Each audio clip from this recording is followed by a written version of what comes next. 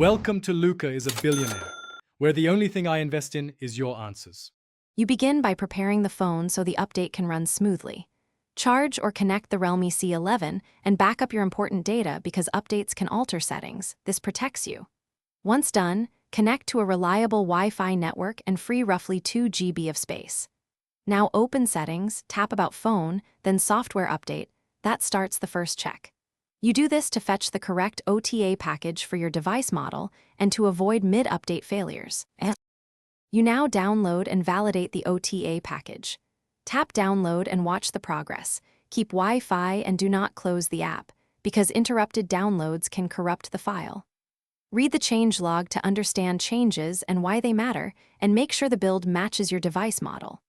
If the download stalls, reboot the phone and clear system cache before retrying, since temporary files can block updates. You do these checks so installation won't fail, and your data integrity stays intact.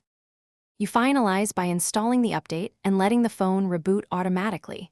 This step applies system patches and optimizes apps, so be patient. After boot, verify the new build number and About Phone and test key apps, network, and battery. If something behaves oddly, clear system cache from recovery first, then reboot. If issues continue, boot into safe mode to check third-party app conflicts. As one key troubleshooting tip, wiping cache often resolves post-update performance hiccups.